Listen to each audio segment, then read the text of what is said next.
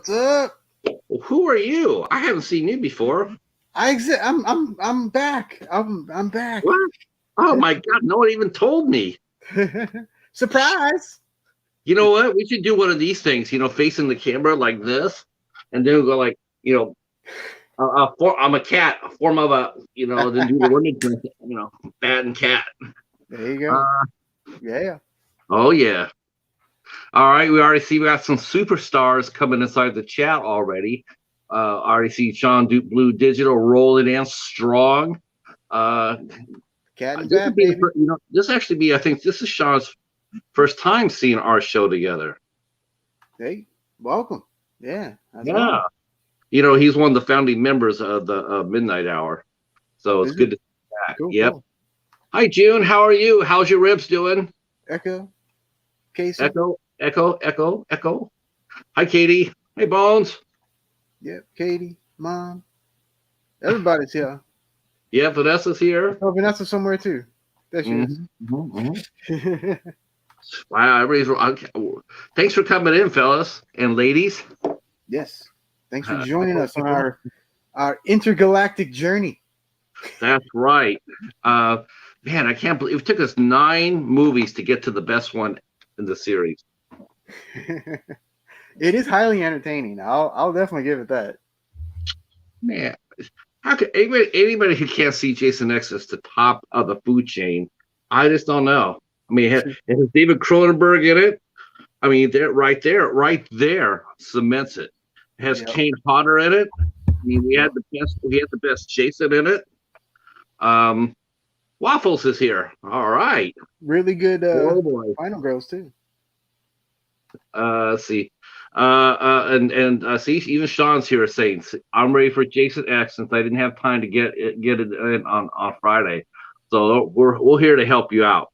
Now, I don't think that's sort of like I guess this is so Jason X versus some of the other movies is sort of like Dracula Dead and Loving It versus Interview with a Vampire. It's like two different. Yeah, that's a pretty good comparison, actually. Yeah. Thank you very much. I worked hard on that joke. Hey Chadwick, how are you? I see you. I'm glad to see Echo and Chadwick survived their encounter with Mega Shark versus Giant Octopus. I saw that. Yeah. God, I was scared for him. I was like, these guys are gonna watch an Asylum movie. Oh. And they survived. I mean, yeah. I mean, I was shocked because as much as I make fun of Wild Eye, they still can deliver some really good movies, and they have. So no shame their game there. But Asylum, trying to find a really good Asylum movie, it's a little bit tougher. Waffles in the house. Yes, right. That's right. Had another huge Screen Factory haul. And I went over and said, "Hey, all right, good job, Mike. What'd you get? I got some Screen Factory." I'm like, "So did you get what you needed to get?" No. I feel you. Asylum's fun, Echo. Asylum's really fun. I mean, you cannot. It's what you're getting when you're watching an Asylum movie. Apparently, Bones knows a really good song. You know what you're getting. I mean, they've had some crazy movies.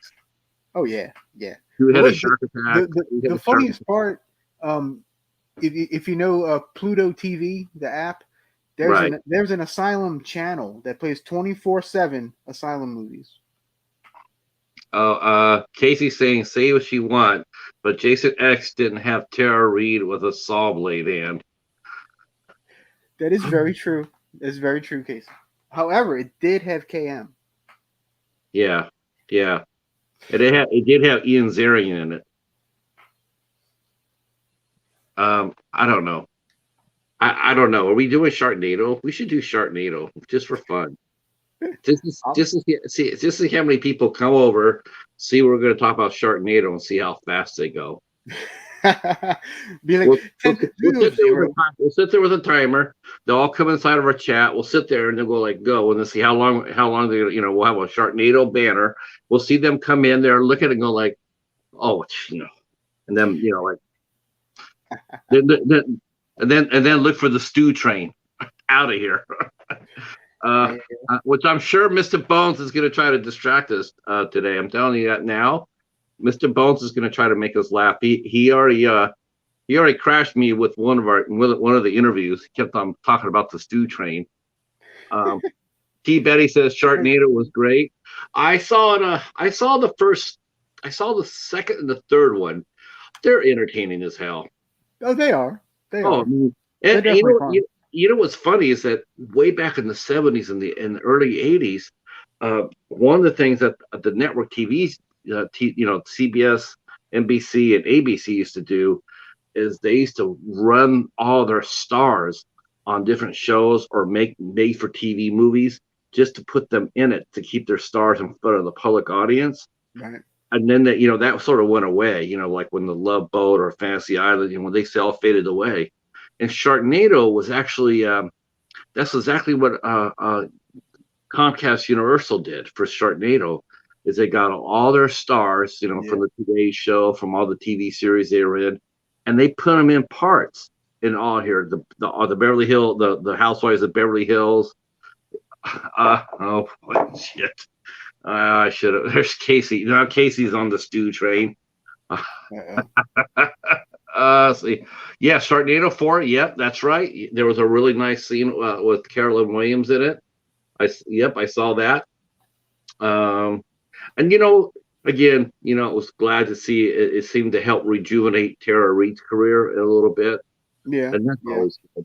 She hit a rough patch there. For sure. So, how was your 2 weeks off? Eventful. I'll just leave it at that. Yeah. Every time about boglins. What is a boglin anyway? Is that like a form of a gremlin or something? I hear if we say boglins 5 times fast, that Hobbs Horror will come in. Hobbs will come in if you say boglins 5 times fast. I know what Nilbog is, but someone needs to say boglins 5 times fast. That damn stew train. Lovely Sharks killed some of the guest stars. Yeah. Yeah. Let's see. Tornado 5 had Sharkzilla. Awesome. Oh, let's see. Blasphemy. Don't go there about boglins. Oh no, you don't get me off my subject. Is that damn train? But we're gonna put this train back on the track because you guys are all here to hear us talk about Jason X. So Jason X, 10th movie of the franchise. Yes. Hence the X. Came out in 2001. It was directed by Jim Isaac off of a script by Todd Farmer. Todd Farmer is actually a pretty damn talented writer and director in his own right. Yep. It stars returning as it stars David Cronenberg, Kane Hodder as Jason, Lexia Doig as Rowan, Lisa Ryder as KM14, and Peter. Let's see if I can pronounce his name right because I don't want to kill it. But he's definitely one of my favorite side characters in this. Peter Mensa. Yeah. Sergeant Brodsky. God, what an awesome character he was too. Yes, I definitely thought so. He is the one that actually. Well, we'll talk about that, but he's the one that took the ultimate surfing trip. Yeah, pretty much. Surf's up, brother. Star Lord's in the house. Good to see you. And so look at, I said Boglin's 5 times. Hobbs Horror pops up. And he popped up. Thank you so much. You knew it. I knew it. That's right. Boglin. All right. Yeah. Fun. All right. So Jason X came out 2014. This movie I thought it was pretty daring. I mean, they decided they'd do a meeting. Todd Farmer came over and said, listen, we don't know what else to do with Jason. Where do we go with him? I mean, he's done everything and been everywhere. what can we do to keep it fresh and entertaining? Now I know supposedly there's supposed to be like a unspoken rule as don't take your main characters to space, but it's been done before and it's done pretty well. So they took Jason to space. Indeed. Uh, I find that New Line really went kind of, I wouldn't say crazy with Jason, but they definitely tried a bunch of different things with Jason. And it's especially in these last two movies, Jason Goes to Hell and Jason X. To me, they're the two most different Jason movies than any of them. A little bit, you got to give them credit for one thing. I mean, I know a lot of people don't like these two movies. A lot of them, every time you see rankings, these two are always pretty much near the bottom. Mm-hmm. But there's one thing you have to give them credit for. Okay, so maybe they're not the best movies made, but there is one thing they are, and that is they're creative. They came up with a new idea. Yep. Now, despite what anybody else says about them, it's not the same. Oh, here comes Jason /hack. It was a little bit. They tried different stories. They tried different things. I mean, I gave credit for New Blood too, for that aspect of it. But as far as coming up with an innovative and original story, you got to give Jason X and Jason Goes to Hell credit where credit's due. Oh, absolutely. Of course, that did not apply to either one of these movies when they came out because these two had the two lowest returns at the box office. Yeah. Jason X had an $11 million budget, but it only made between $14 to $17 million back. Dang, that's all it made. Wow. Yeah, not good. I gave them my $7-8. So I did too. Like I said, I'm a huge fan of this movie for a lot of reasons. Let's see. Mr. Bones is the Kirby Space Shuttle. Okay. Yeah. That's interesting too. We probably talk a little bit about that after we're done here. So the movie opens up in a modern time, though. It's like present day, maybe a little bit into the future. No, I think it was present day.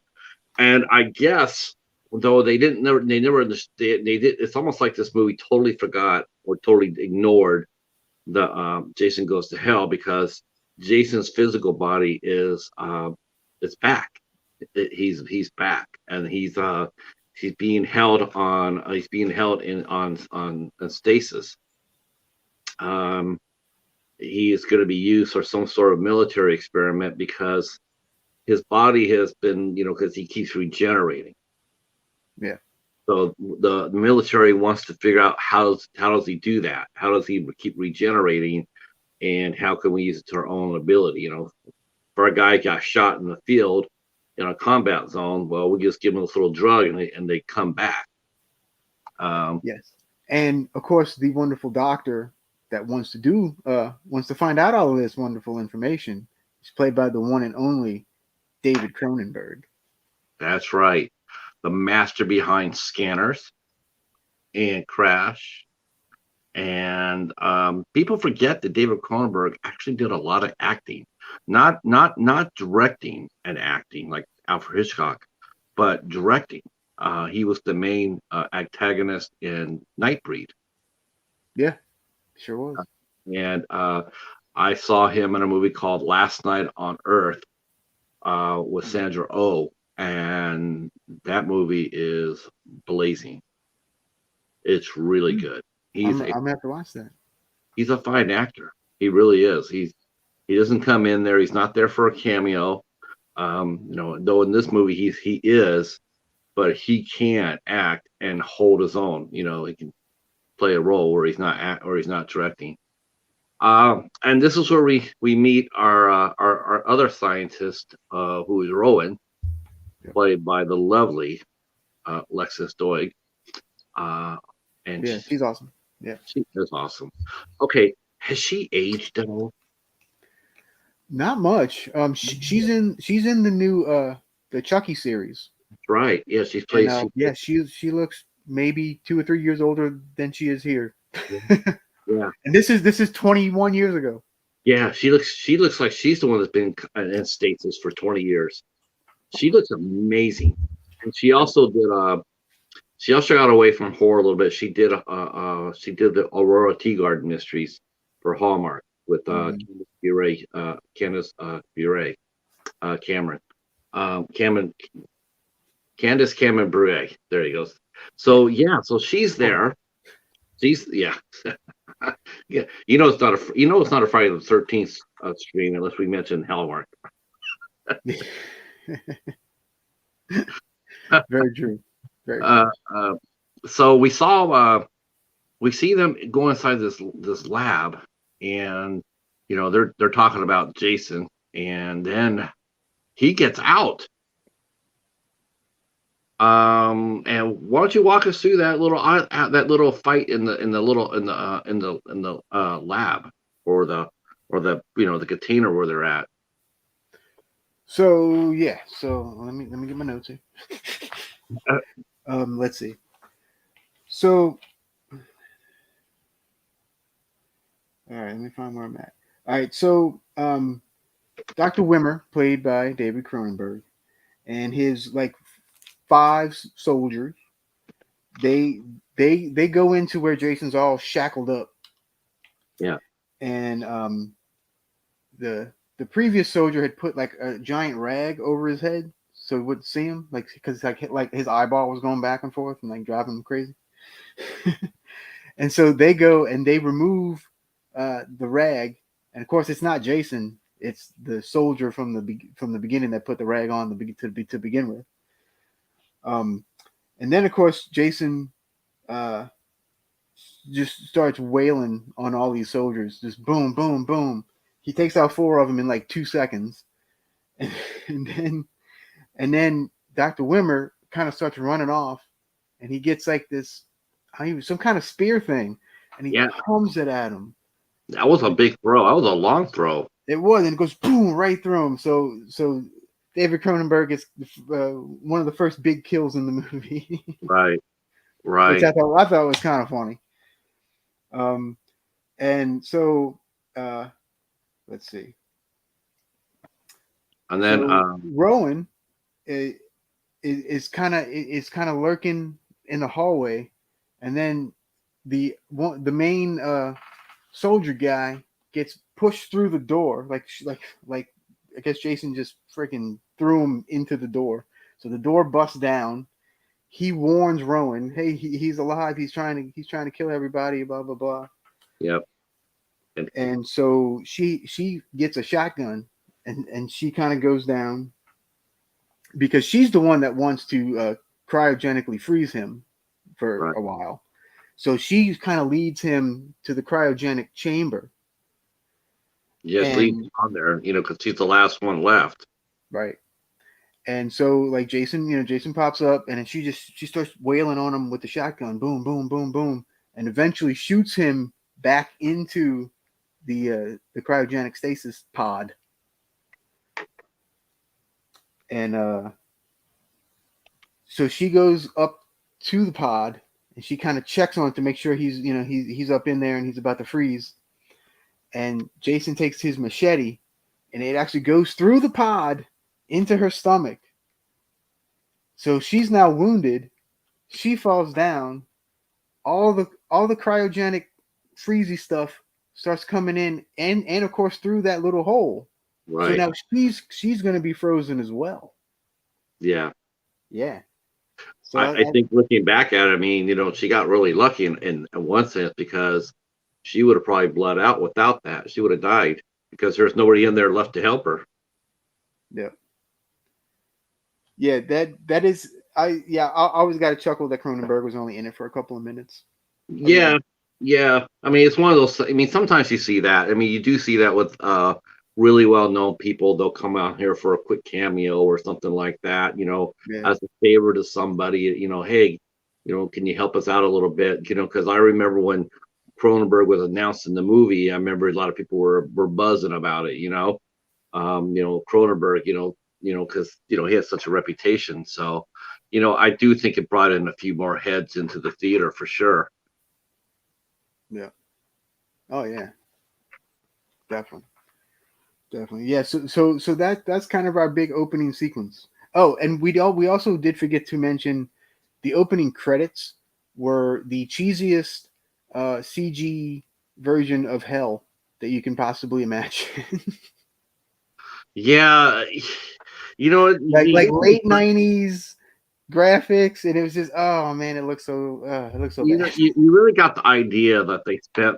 Honestly, you really got the idea they spent most of their budget, honestly, on the cast, or I mean, because a lot of the effects, they seem dated almost from the get go. You know, Yeah, yeah. they really did. I was surprised to read the budget was 11 million, because I'm like, okay, so where did the money go? Because mean, it wasn't like David Cronenberg sitting there asking for $1 million salary for 2 minutes worth of screen time. It's a little perplexing. It's like, okay, was that 11 million with the marketing built into it? I mean, that would make sense to me, because That makes total sense. the movie itself did not look like it was worth $11 million. It Opening looked a lot. credits. It looked a lot less. Here you go. Opening credits is like watching an extended Lionsgate movie. Yeah, yeah. Right. Oh, I can see uh, that. damn. Sean with the line of the night. Yeah, Yeah. Lionsgate has been catching a lot of heat lately about that, Sean. A lot of heat. Yeah. Um, uh, they probably did that with just dry ice, though. June. They probably use that. They probably use dry ice for that effect. I would Um, imagine. did it look like the end of Spawn? Oh, Yeah, that ain't kind of. right. That ain't right. That ain't right, Casey. God, that's not right. Leave Spawn alone. Oh, think of the greatest American hero. Then we're talking. Oh gosh, these guys are savage tonight. Damn. All right, man. Bringing a poor old Spawn. Bring in the fire. That's right. And Sean bringing up the Liongate movies as of late. Yeah. Holy crow, man! I'm firing you guys. You guys are on fire already. We're 23 minutes into the show. You guys are blazing it. Yeah, yeah. Um. All right. So yeah. So Roland goes in there. She falls asleep. You see her fall asleep. You see Jason. He falls asleep, and then next thing you know, we're here we are in space.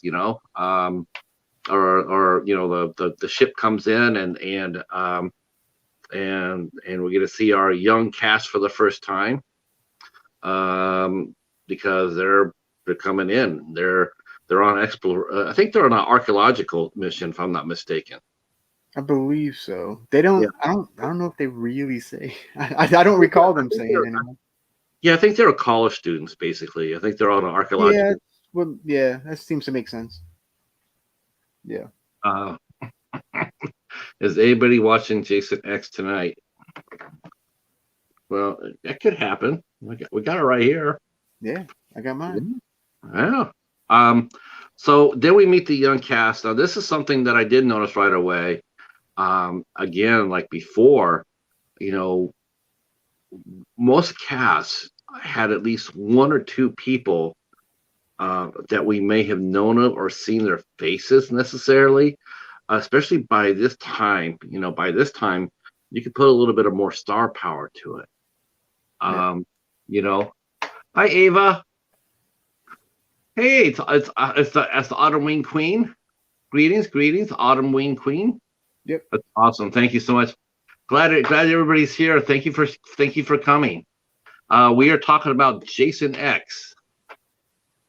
All right, so yeah, I think they came in for the archaeological dig, and they're going around because they're exploring. They're exploring, Yeah.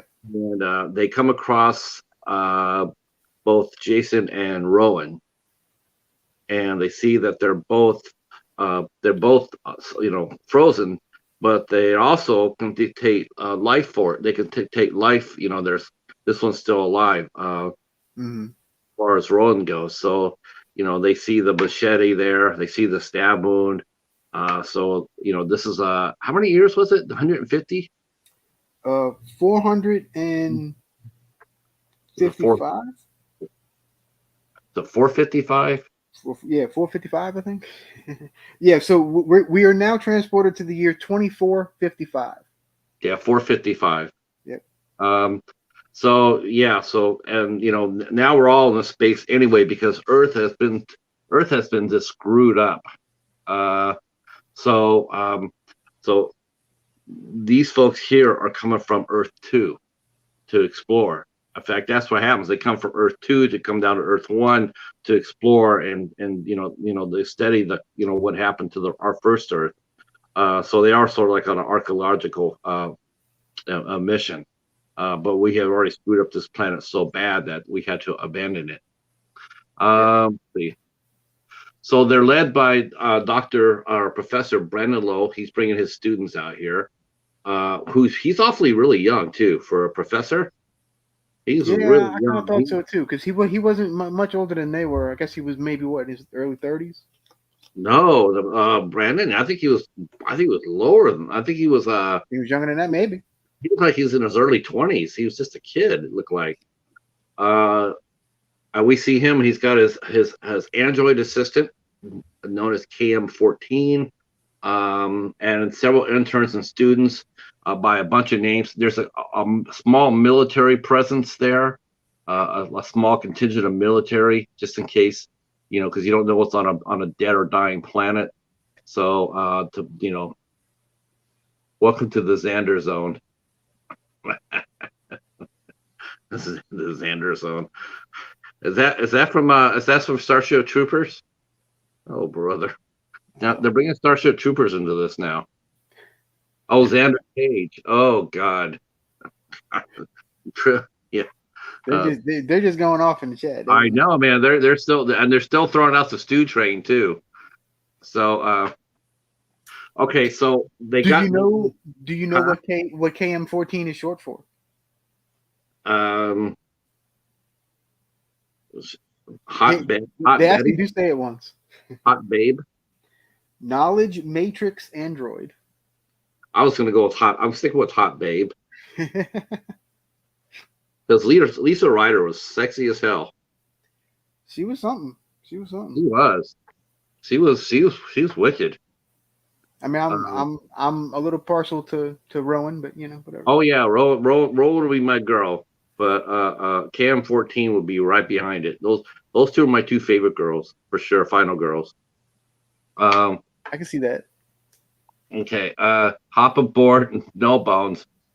Yeah. Jason, when you revived, you could have used a medic. Zim caught Jason. Oh, gosh. Oh my God. Here we go. See, now that's what they should have done. They should have did that. They should, instead of having Jason fight Freddy, they should have had Jason fight Rico's Roughnecks. Yeah, that would have been, Jason versus Starship Troopers. There you go. Now that's a movie. I would have seen that. Of course, they would have had to bring back Michael Ironside though for that. Well, yeah. There's just no way. Yeah, definitely. There's just no way you can't leave him out of the fight. Mm-hmm. Especially since he has ties to David Cronenberg anyway, right? Right. Okay, so anyway, back on Earth 1, we have the Earth 2 students. See, Adrian, Thomas, and students Terrason, Janessa, Arizel, Kinza, all these weirdy future names. Waylander and Stony explored the abandoned Crystal Lake. So they're going to and the Crystal Lake has actually been the facility where they had Jason housed at was actually on Crystal Lake. They actually made a research facility. They did. And actually, so this past weekend, I watched some vloggers and stuff too. And one of the vloggers I watched went to Blairstown, New Jersey, which was where the first Friday was filmed, and they had like a little mini con, and they had a giant poster of the map of Crystal Lake, and you could pinpoint all the different areas. Like there was the Jarvis House, uh, Higgins Haven, all of it, and it was all of it was on the map. And then they even had the Crystal Lake Research Facility kind of off to the side, kind of in the woods. And I'm like, that's really, really neat poster, and I really want that. It had everything. It was really cool. I was, because everybody was doing Friday the 13th on Friday, and there's a few people that were talking about the timeline, and so I heard someone talk about the timeline, saying that like the first, second, and the third movie, or maybe up to the fourth movie, supposedly happened chronologically order, like it happened on a Wednesday or a Friday, a Saturday, a Sunday, and then a Monday, 4 days in a row. That was their opinion. That was their theory. I was listening to that. I'm going like, I don't know how. I have no idea how they got that. I have no idea. I have no idea, but I've read that in multiple places. Yeah, I think that's just one of those I think it's one of those fanfic things that they think about. I don't think it's correct. I mean, logically, you look at the movies, it doesn't fit at all. It doesn't fit at all. I mean, not unless you're talking like Camp Crystal Lake being the size of one of the Great Lakes. Yeah. Right. Let's see. Kind of goofy. Star-Lord's going to check it out. See, I think Sean's Mr. Bone says I'm right, or you're right. I don't know if I'm right about it not being possible. I don't think it's possible. I mean, we went over that, and there's just no way it could happen in just one day. I think it was the first and the second was the one day that did happen. After that, it took time between the movies. Okay, so anyway, they're exploring. They take Jason and Rowan into the ship. Of course, now they take more of the ship, which is called the Grendel, and then they take off. And then they revive Rowan and heal her. Because whereas whereas in modern times when Rowan was, she would have died out without medical help. But they were able to heal her when they revived her. So she wakes up and she finds out that she's been revived, and now she's been asleep for 455 years. But the first thing she immediately thinks about is Jason. Yeah. So that's been on her mind for 450 years. Wow, I can't blame her. Woo, that's a long time. But she believes that he's dead because when she saw him, he had holes all up in her, and she didn't think that they would take him with them. Like he's dead. We're not he's dead. But unfortunately for everybody concerned, they take Jason's body down to the morgue. And while he's down in the morgue, he starts to thaw out. He does. It's never a good sign. Al, why don't you take us through one of the most infamous kills in the franchise history? So Jason starts thawing, and I'm trying to remember what her name is. Adrian. Adrian, the blonde. She's blonde. She looks like a supermodel kind of thing. She's doing research on Jason, trying to just kind of give him the once over, right? And so basically Jason just kind of gets up, grabs the back of her head, puts it into this like liquid nitrogen stuff. It immediately freezes her face. Yeah, she's dead. Her up. She's dead. And her face is completely like they ice the whole, So he takes her head and he just bashes it onto the desk, and boom, goes everywhere. Definitely one of the most memorable kills in the entire franchise, and a lot of people love this one. This is a lot of people's number one kill in the entire franchise. It's not mine, but it's up there. It's definitely top 5. I think. Definitely top 5. It's not mine either. Yeah. Though I will say that my favorite kill does happen in this movie, but it's not her. Yeah. Same. So yeah, she's dead.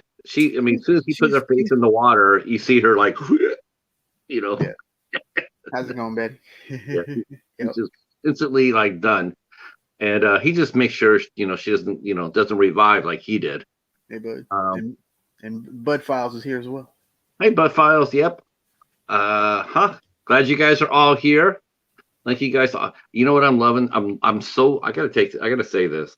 I'm so digging so hard right now that not only we got some really great people in our chat, but dude, we got some older ladies in the chat that are loving horror films. We got your wife, your mom, your aunt, and we got Ava and we got Betty here. I mean, it's just amazing to me. I think it's so cool. Yeah. Yep. Very cool. We should ask Bones, give him something to do while we're talking. But Bones, how much does it cost to get on the stew train? That'll keep him busy. What's the Do some calculations. What's the ticket price on the stew train? All right. And one thing I did neglect to mention, while Jason was coming to and whatnot, it was intercut with a sex scene between Stoney and Kinza. But you already know that's just a harbinger of doom. You know. You would think that they would have read the history books, like why do you think you're on Earth 2 instead of Earth 1? Because Earth 1 they had unprotected sex as teens. That's the reason why the planet went to hell. You would think they know this and not do it on the new planet, but there you go. Betty's calling you out.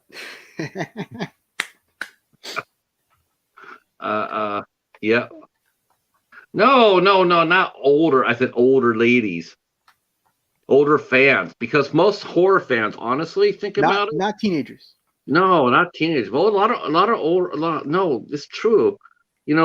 It's nice to be able to stick it's really nice. Like I'm 58. Okay, I'm 58. I've been a horror fan since I was 15. I love it. I wouldn't leave it. I know a lot of people do. As they get older, they go into more substantial fare, more drama, more Oscar winners, all that. Most people I know that are my age, if I say, hey, have you seen the latest Jason?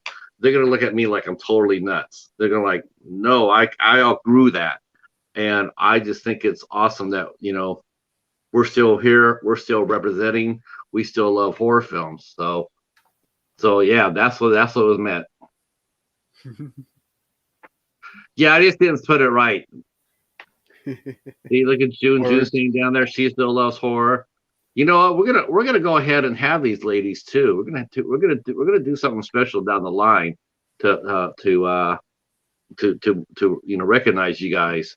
The bat and the cat have something up our sleeves.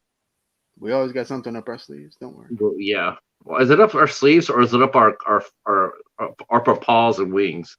Yeah, paws and wings. I would imagine. Yeah. Who came up with the bat and the cat anyway? That was actually pretty funny. I don't know. You. I think you maybe. Was it me? It might have been. Let's see. Brene saying that she's 56. First horror movie was 1930s Frankenstein. Hell yeah. Actually, I'll blow your mind. There's a 1910 Frankenstein. I remember watching 1933's King Kong with my mom's second husband. That was one of my early experiences of horror. Oh yeah. Oh, growing up, it was all about Universal horror and stuff. My mom. Oh yeah, we watched them all the time. Yep. All the time. And then I found Godzilla, and then my world was changed forever. Okay, so you're right. They had a sex scene while Adrian is doing that. We see that. But Ro warns them of some danger because she knows that if Jason's still alive, that they're all in mortal danger. And she also has to tell them about him. He's super strong. He's supernaturally strong. Of course, they're not going to believe that. They're going to like, but what? Because it's like back then, they just can't comprehend that. They try to calm her down. Um, of course, that doesn't stop them from trying to, you know, see about Jason's history. And Professor Lowell does that. He calls his financial backer, the guy who's putting together this mission to go and explore the Earth One, to tell him about what they got, as far as Jason goes. Yeah. Uh, Jason actually his name has survived through 455 years because the person who's behind the mission, he knows the name of Jason Voorhees. I don't see how they couldn't. I don't know how they couldn't if they were going to blaze down to Crystal Lake Research Center. You would think Right. they would already have to know about the history of the place. Back then this is what it used to be. So I'm not really entirely buying the fact that they're not really sure who Jason really is. I think that they do know. I don't think they really comprehended that he's still alive.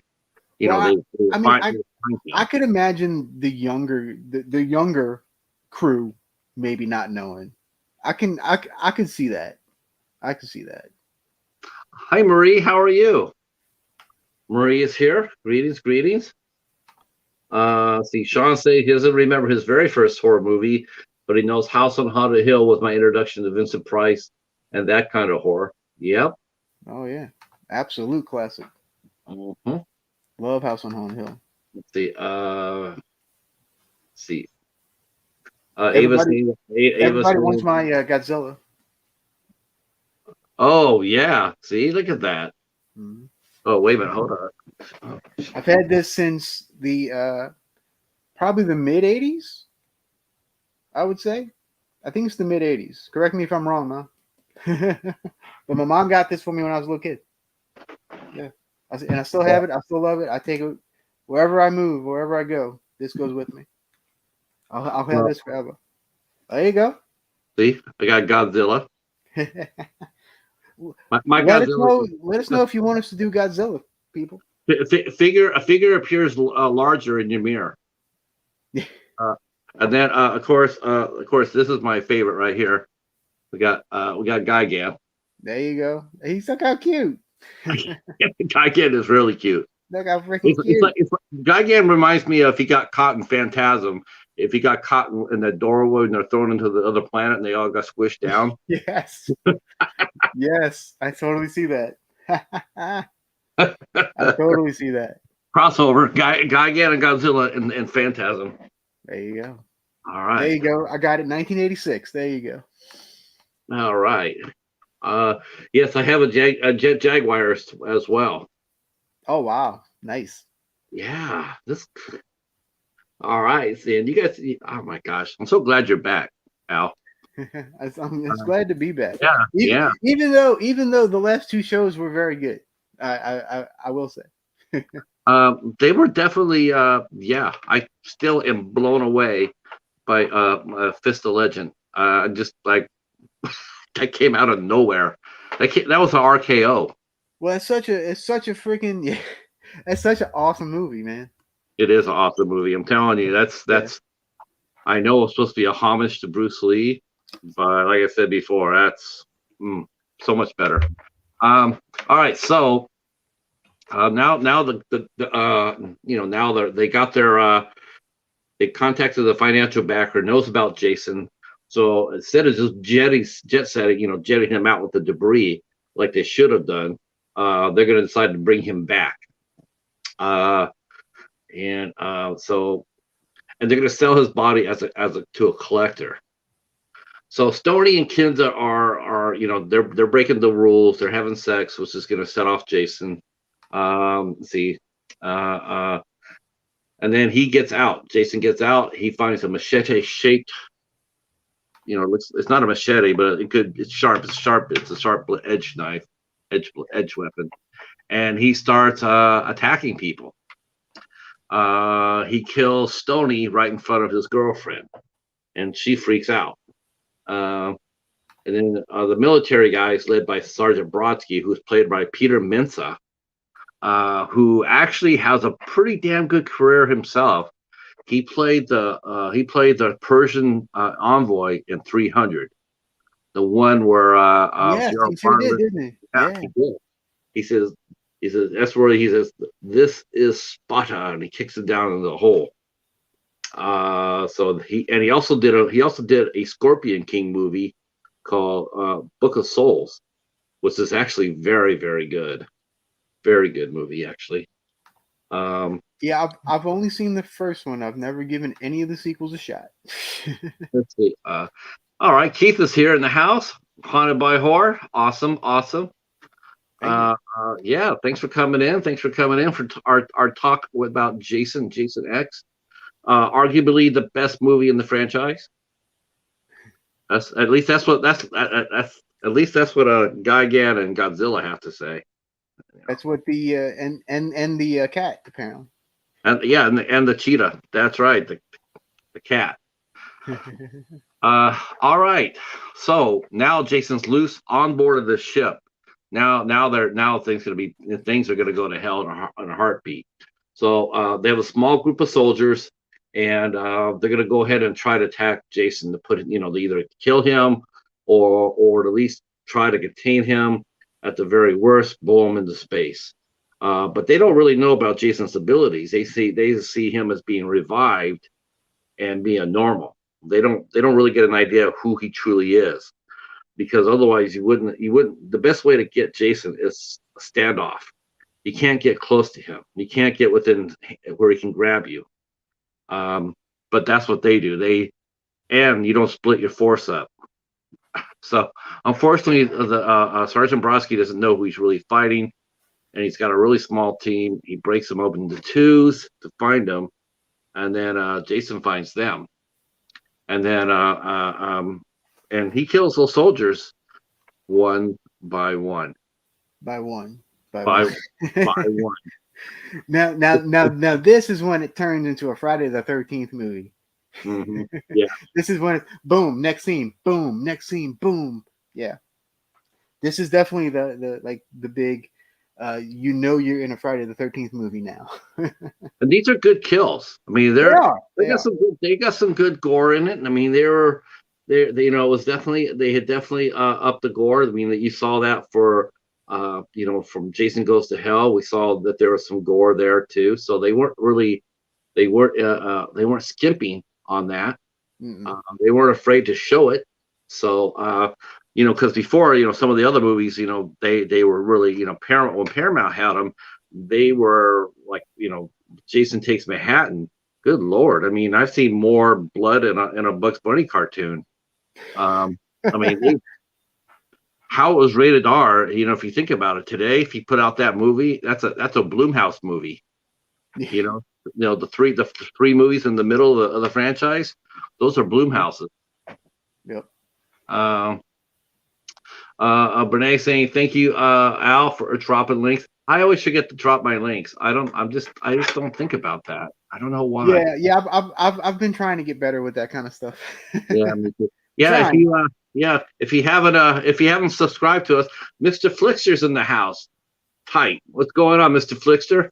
Hello, Great Mr. stuff Flixter. for Mr. Flixter. If you haven't seen Mr. Flixter or Haunted by Horror, please, let's see if I can grab Mr. Flixter. Do you want to take us in while I go find his channel? And I gotta find Haunted by Horror too. Bones, can you grab Mr. Flixter and Yeah, and but say Haunted make by a Horror? Bones do something. Yeah. Bones is the best friend. He is. If they would have Bones on this spaceship, it might have been a short movie. It might have been a short film. Yeah, could have been. Yeah, because I think he probably would have ran Jason over with the stew train. There you go. Boom. Run that son bitch over. I think I have to drink every time I say stew train now, right? Yep. Drink it up. And yes, Casey, I agree. Mr. Bones does have a great channel. Yes, he does. Go check out Mr. Bones, everybody. I can drop his link. I'm gonna drop in a little bit of a firepower into our chat. Thought I had it. Yeah, there it is. There we go. We'll drop some firepower into it. So, hold on. Yep. Got to do that. If I didn't do that, I get in trouble. Oh, All right, there we go. Got some don't get in trouble. firepower. Don't get in trouble. No, I know. I was actually thinking I should have did this a long time ago, but I would have gotten in trouble. Um, let's see, Hunter by Keith saying, or Kevin saying, I went to see Jason X opening night. The only part that disappointed me was that there was no nods to Freddy, since we had been anticipating a Freddy versus Jason movie um, for about 8 years at that point. Yes. True. Yeah, I agree with that wholeheartedly. At the end of Jason Goes to Hell, everybody just geeked out big. There you go, Sean. Need firepower. Thank you, sir. Yeah, Mr. Flixer is a really nice guy. Got great content. So does Kevin. Haunted by Horror. Just sensational people. Got Ava up here. We got Brene down here. If you haven't subbed to anybody in the chat, please do so. Take your time out to do so. Because we're stronger together, right? That's right. All right. So now the military guys are getting killed. How did I put that again? They died by how? One by one. By one. That's right. That's right. By one. By one. By one. Yeah. So Jason takes out. Let's see how many. 1, 2, 3, 4, 5, 6, 7. He takes out like 7 or 8 in a row, like within like 5 minutes. Yeah. Like boom, boom, boom, boom, boom. They were all pretty decent killed. Like nothing was like half-assed. It was all pretty good. How about Sergeant Brodsky, where Jason hit him in the back, right? Goes, right. Let's see. He's down in the back. Do you think that's going to be enough? You think that's going to be enough to kill this old dog? And Jason hits him again. He goes, "Yep, that'll about do it." There you go. Yeah, there was some fun. There was some funny ass lines in this movie. There were. Wait, earlier when Jason was still in the cryogenic freeze thing, I think KM said something about hockey. Hockey had been outlawed in 2024. So, folks, you only got 2 years left. If you're a hockey fan, you only have 2 years left, guys. Sorry. Yeah. Well, I'm still rooting for the Canadians. Let's see. So yeah, he kills the soldiers. Then he electrocutes another crew member, Crutch. He gets electrocuted. That seems to happen just about every Friday the 13th movie or every other one. There's always an electrocution. There's always Jason busting through a door or something, which happens in this movie as well. Yep. See, one of the students in a borrowing from they borrowed this from the black hole. Kinza panics and attempts to escape on her own. That's what Ernest Borgnine did in the black hole. Yeah. God, I remember seeing that. I was so surprised because like Ernest Borgnine had always been a hero, and all of a sudden you see him trying to run away, and it's like, damn, that guy's not so nice. So she blows herself up and she destroys the shuttle. So now they have to attempt to take the spaceship and dock it at Solaris. They have to survive before they get to the space station. But what happens is that causes the ship, as it comes through, to dock at Solaris. When she blows up the shuttle, they fly through the space station, and the space station blows up behind it. As they fly through, you hear all this explosions, everything else, and they're sitting there. We're just going to turn around and go back. And as the ship is going through and leaving, if you just concentrate on the background, you'll see the space station just explode all behind them. That's where the budget went. Yeah, that's the budget right there. Yeah, all $50 worth. That was arguably like the worst special effects in the entire franchise. Yeah, well, I find a lot of sci-fi movies because this is. I consider this like the sci-fi comedy Jason movie.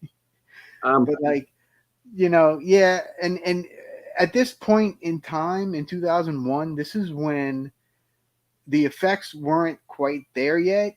Even in big budget stuff, like there was very few that looked really good at this point, in my personal opinion. And yeah, so it does kind of suffer from that. But however, if you like the cheese factor, this one ramps it up because of the special effects. Well, I only thought the Solaris effect was cheesy. I thought the rest of the scenes were pretty spot on. For the most part, they weren't too bad. But like some of the the beginning, like the hell and all that stuff, all just looked awful. Uh, Yeah. Oh, great, awesome! Thank you so much. All right, this is okay. People are greeting everybody and drinking coffee. Like I got my coffee here. I don't have an emoji cup, but I got a Jimmy cup. I got my water. Yeah, that's the only part. That's the only part. They did have some funny lines in this movie. I mean, Brodsky, with the knife in the back, saying, "Yeah, that's about it." Yeah. I mean, that was funny. The Solaris was pretty bad. I thought the ship was fine. I thought the interaction on the ship was fine. As far as that goes. And what I really, really like about this movie, and we're coming up to it, as we truly do find, in theory, Jason met his match in this movie. I mean, he really basically got lucky. He really did. I mean, if this had happened, He does. Yeah. he does. Yeah. I mean, if there was, he gets lucky to survive. Before he would win, he would still be alive. He'd be put in the water. He'd still be alive. He had his eyes open and everything else. Jason pretty much all in as far as the supernatural state. If he hadn't had the one small, he would have been it. Of course, we know that it was going to happen, but he just gets, he gets dealt with. No, it was never too late for coffee, Betty. Ooh, no, coffee is our friend. Yes, coffee. Okay, so after the space station blows up, so they lost their space shuttle, because the girl ran away. They flew into the space station. They caused the destruction. This is what makes this movie now officially the highest body count in any of the franchises, because before they killed maybe a dozen or so, but they killed unknown thousands of people when the space station blew up. We don't know how many people are on the station, but they all died because of Jason. So this has the highest body count. Well, actually, the writer of the movie, what's his name? I forgot his name already. Todd. Todd, yeah. Yeah, Stu. His name's Stu. So he actually went on record and said how many people were on the planet. Oh, okay. It was 24,683. Damn. Yeah. Not really. Yep. So there you go. Jason's record.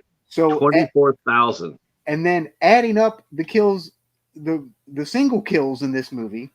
So this brings Jason's total in this movie to 24,708. That's why Jason's the master. I mean, because Michael Myers, Michael Myers? Who's going to overdo that? Exactly. Yeah, Michael Myers didn't kill anything like that. Though we have to say this though. We don't know how many people died during Halloween 3 wearing the Shamrock mask. So I can't sit there and say Jason's the king, because you got to factor in Halloween 3 with all the masks on. But that wasn't Michael. No. No, I mean, but that's, it is underneath the Halloween. Well, so Halloween far, banner. I do think that Halloween ends. We will see the Shamrocks. So probably, I'm probably. I'm counting on. Yeah, that's my guess. All right. Looking outside into the chat. Let's see. People are saying it's too late for coffee. I just don't understand it. See, I don't think Bones has come up with a ticket price for the stew train. No, I don't think so. I know it's 24,708. Oh, is that how much it's going to cost to get on the stew train? Yeah. Okay, you're now entering the stew train zone. Evil have your tickets ready. All right. All right. So let's pick up the story where we're at. Let's see. So Yep. now they're So now it's one of your favorite parts. yes. So so after the planet explodes, Showing up. the girl, so one of the students, to center on, I can't even pronounce his name. So he goes ahead, he takes the KM-14, and he takes her and he rebuilds her. He comes up with some upgrades. So then we see a totally badass KM-14, and she's wearing leather, and she's wearing arms, and she is a badass. Uh, and she comes over to see Jason, and Jason's looking at her like, "What the hell?" Uh, she is just lethal. What did you think when the first time you saw KM-14 upgraded? I thought it was pretty cool. I thought I remember in the theater, everybody started cheering. Yeah, We're like, yeah, like this is gonna be awesome. And then it ended up being pretty awesome. So it ended up being that's very it awesome. actually delivered. Yeah. It did. KM-14. How can we say this okay, if you guys seen the movie or if you haven't seen this movie, either way, but this is the best kill in the franchise right here. KM-14 blows Jason apart, literally. I mean, she just like there's just no doubt about it. She doesn't like shoot him once and then drop and walk away. She Like a follows his thousand ass. times. Yeah. Yeah, she follows his ass, sits there, takes the gun, do all just sitting there and then when after Jason attempts to stab her with his knife, and they go like, "Oh my God, KM-14," and she goes down on her knees. We think the fight's over with even before it starts, but she's just faking. And he rushes over to help her, and he goes, "I got this, thanks." And she does it in that whisper, "I got this, thanks." And she has that look in her eye, and she just stands up there and she just goes to work. And yeah, she just waxes his ass. Yeah, she just completely disassembled number 5, disassembled Jason. Uh, Yeah. See, Echo saying Evil eats tacos tonight. Yeah. Well, I tell you what, Jason was a taco after KM-14 got through with him. Yeah, he's definitely Taco Town. But unfortunately, because of the technology, he falls inside a machine that is run by nanites, and so Nanobots. as they walk away, the nanites start rebuilding Jason. So Echo saying tacos is the greatest food ever. that very well could be. I don't. I'm not arguing. Yeah, you don't hear me saying anything. Mm. I'm down with tacos. Yeah. Uh, Yeah. um, so We should do a Taco Tuesday for 2B Tuesday. we should. Yeah. Well, aren't you and Echo doing something together? Eat some. Yeah, in a couple of weeks we're doing a 2B Tuesday together. Aren't you do 2B Tuesday tacos? I'm down. We can have tacos while we talk about the movie. Oh hell yeah! Echo's gonna be all over that. Hell yeah. See. Very Dust is thinking. I'm thinking of Ice Baby, Mocha Frappe, or Caramel Macchiato. Man, that's good. T Betty's thinking tequila. Tequila. Dun, dun, dun, dun, dun. Tequila. See. Casey saying Evil dies tonight. Star Lord Jason is the master. See, here comes Echo with the stew train again.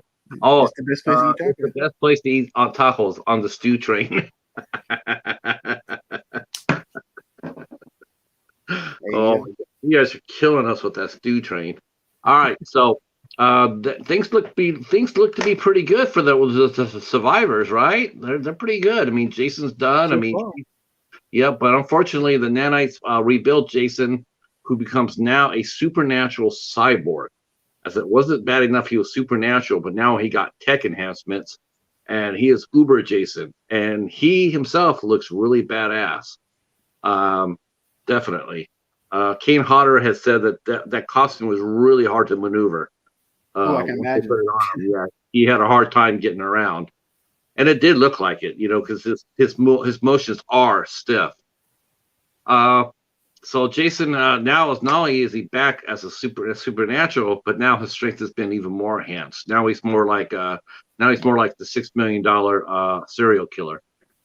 Yeah. Now Uh, you thought you couldn't kill Jason before. right. Well, Uh, guess what? so Jason and KM14 have a rematch, and she knows that when he hits her the first time, she knows that he's beyond her now, and she turns to the students and the professors and says, "Run! You should run." Yeah. And then she stays and she tries. I mean, she gives it her all, but Jason beats her in the rematch. Doesn't kill her, doesn't destroy her. He knocks the head off, He but does knock. He does decapitate her. Yeah. yeah, but she's still alive. She's still, she's still kicking. Um, and then Jason is stopped by one of the students he basically sacrifices himself to try to stop Jason by setting off the charges in um, an escape pad. Yes. So he's going to go inside the escape pod. He's going to take some explosives and blow up the escape pod and kill Jason with him. But Yeah. unfortunately, Jason is now back to being his old supernatural self. Is not. He does not. He survives that. Yes. And And he gets shot out into space. he gets shot out into space, but he comes back. He does that by punching a hole through the starship's hull, and that kills another of the students, Janessa. She gets sucked into outer space. Who, by the way, had the best outfit? He was really I'm just cute. saying. Janessa Yeah. had the best outfit. Well, I thought KM14 had the best outfit overall. I don't know. Dude, she was wearing leather. I'm going with Janessa. She In was the chat, tell us whose outfit do you prefer? Yeah, but she was wearing a cat suit. I got to go with her because she was wearing a cat suit. There you go. All right. Let's see. Let's see. Let's see. Even Paladin's on the stew train. Yeah.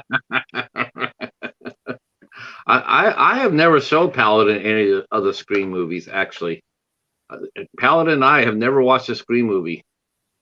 I can't remember the last time I watched a Scream movie. I'm still looking for the first episode and the fourth.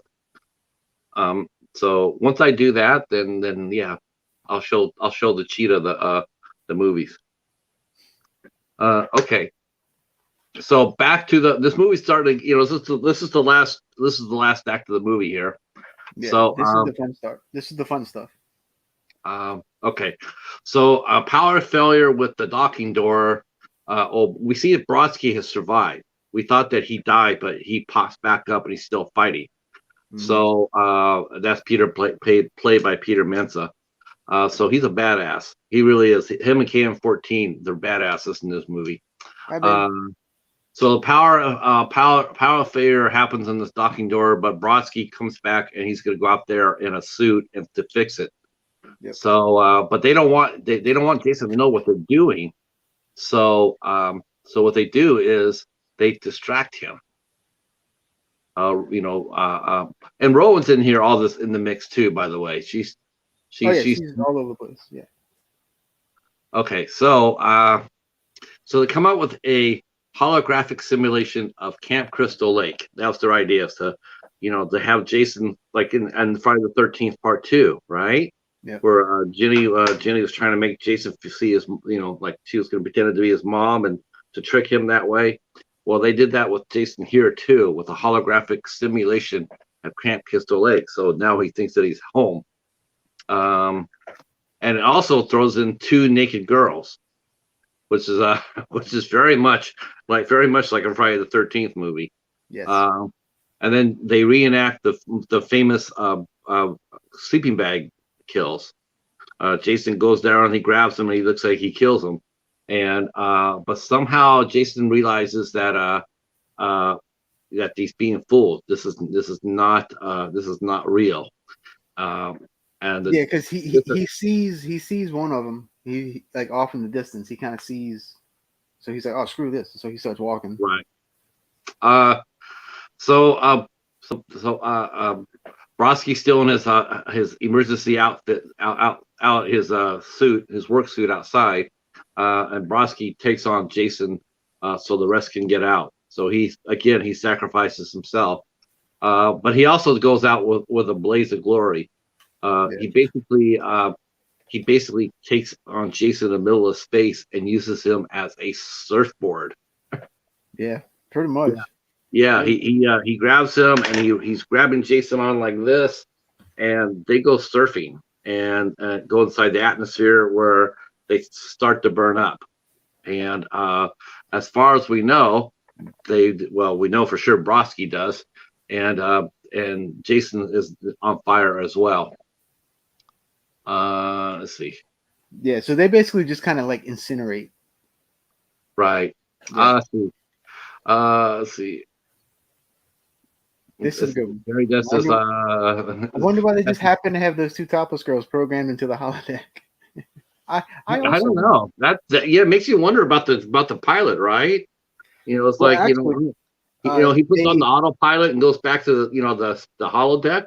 hey Hey, it well worked on Star Trek. one of the funniest lines is actually from the camper girls. Right before they get naked, they say that they want to get drunk, smoke pot, and have premarital sex. Hmm. Direct words from them. I always thought that was pretty. Oh, and did you notice too? Right when it went to the Crystal Lake simulation, did you notice the music? If all of a sudden you suddenly hear for the first time in this movie. Oh, right. Yep. That was I was like, yeah. oh, That was there it old is. school. Oh, Yep. there's old school. Yep. If I drink, I will be a victim adjacent. That's what Star Lord says. Casey's saying we love premarital sex. Okay. Okay. There you go. And for anybody who's wondering about that, about Casey, there you go. Bam. Hobbs is agreeing with Bone. All right. So that happens. Okay, so the rest of the students, they actually survived. KM-14 survives. Rowan and KM-14 survives. And I think there a couple more students too. I think it was just more than those three. I think two other ones survived. Well, anyway, on Earth Yeah. 2, a pair of teenagers are by a lake when they see what they believe is a falling star. The teenagers to go check it out. They're going to go check it out, and lo and behold, they see Jason's charred mass sinks to the bottom of the lake. So we're not really sure if he's dead or he got just incinerated. I think he got incinerated. That's what they're implying. Yeah, I think so. But you see him. If they would have ended that with that, I could have lived with it. I would have been okay with it too. Really? Could have lived with it. Yeah. I mean, I thought that would have been a fitting ending. They go to space, they have a wild adventure. I mean, he does his thing, he gets killed. I could have lived with it. It would have been a pretty good ending, like Halloween. With Jamie Lee Curtis, supposedly killing Michael. I was down with it. I was like, okay, I can live with that. I don't need to see him again. Though he did come back. So this is Friday the 13th. This is Friday the 13th. This is Jason X. What a fun movie! This really is the funnest of the movies for me. It had been quite a while since I've watched this one, and I was pleasantly surprised in how much I enjoyed it again on this go around. It's way more fun than I remembered. Oh my God. I was nervous because you were sort of like, oh man, do we have to do this one? I'm like, yeah, it's the best one. I don't think so. This is a good one. It's definitely it's kind of for me it's kind of in the middle of ranking wise. I guess I don't know. Yeah, I haven't officially done a ranking since since we're rewatching them. Yeah, I guess we will have to do a ranking. I guess we're gonna We'll we're gonna do some sort of a recap. Yeah, some sort of yeah, a. yeah, everybody else does it, so why shouldn't we, right? That's right. Okay. Um. Cranberries reference for anybody. So what I'm really excited about though is definitely the biggest movie in the entire franchise, and that will be next week on your channel as we are traveling to Al's channel off to the Batcave. That's Uh, right. we're going to the Bat House. Going back, For huh? going back to the Batcave. That's right. Going back to the Batcave. To does that mean you get to come back to the Cat House, right? Yeah, the cat house and the Batcave. There you go. Um, so we'll be there for Freddy versus Jason. Yeah, that should be a good one. It's been a while since I've watched that one too. But yeah, that's well. Actually, I actually went to a preview of Freddy versus Jason at the movie theaters, Okay. and they actually cut off the ending, so we didn't know who won at the preview. Oh, We actually wow. had to go back. We had to go pay for it to see who actually won. Oh, that's rough. Yeah, everybody was like, "Oh, damn!" Everybody was You pissed. know what they should have done if they were really smart. They should have played they should have showed it on 4 screens. And 2 of the screens showed Jason winning, and the 2 of the Right. screens showing Freddy killing, and then release everybody all at once in there. Like, Oh man, you see oh, Jason kick ass? Well, what are you talking about, man? Freddy was all over that shit. No way. that would have been a way to do it. Yeah. That would have been it. That would have been a good furball. Yeah. Um, let's see. Yeah, we're gonna do. I guess we are gonna do rankings, and we're gonna do something else that initially we thought that we were not gonna do, but we are gonna cover the remake, or I should say, I will be covering the remake. Me and a guest of my choosing. As the 22nd sees us going back to Al's channel for Freddy versus Jason, and then back to my channel on the 29th, and we will be doing the Friday the 13th remake, the reboot, which I have never seen. I have never seen it. I am definitely interested to hear your thoughts. So yeah, I want to see. I want to see if the kills and I want to see if Jason, if he's changed his style. Is he going to be killing people in mass, or is he going to be killing them one by one? By one. by one. Yeah, let's see. Echo saying in the novels they have him living and having Uber Jason taking on a clone Jason in one of the novels. See, that's just too much, man. Well, they have this one series written by this hack where Jason, it was supposed to be aimed for the young adult audience, and so this hack comes in and he does it, and it's not even Jason, it's just his mask. The mask comes on and possesses kids to do stupid shit. Geez. It's just like, wow, really? That's just painful. Okay, there we go. Sean says he's a fan of the Friday the 13th remake. All right, I think right there's gonna probably be my co-pilot. Hi, John. How are you? I know a lot of people that like the remake. I know what happened to that. I thought everybody hated it. I can't stand it. It's my least favorite. That's my number 12. Whatever last. That's my last one. I'll tell you that right now. He see that he said that's his number 13. Since there's only 12 movies in the franchise. Mm-hmm. Yep. That's my 13 because yeah. So yeah, I think that'll be a. See, Mr. Flickster does not like the remake. Kevin saying, yeah, they could have done something like Clue and had several different endings and several different theaters. That would have been really fun. Because seriously, you could have walked out there and just see all these people going like, they're on Team Jason, and then the ones are Team Freddy, and they all come out and go like, yeah, we kicked your ass. No, we kicked your ass, and then have a popcorn fight. Let's see. Anthony's mentioning the remake has a lot more fans than you would think. I tried. I could never get into it. Yeah, me neither. We're doing good, John. We're doing good. Glad you're here. Yeah, how's it going, man?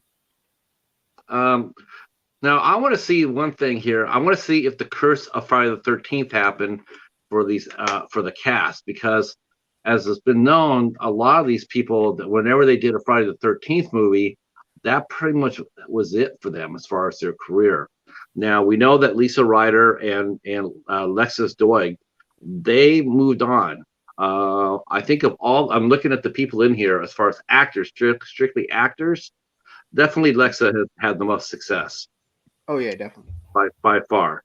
I don't know what happened to Lisa Ryder. I know she does some things once in a while, but she has not been too active. Now, both her and Lexa also did a series called Andromeda that ran for 5 years. Yeah. Lisa Ryder played Becca Valentine, and Rowan played the AI for the ship Andromeda. Which was a good show for the first 4 years, and then it died.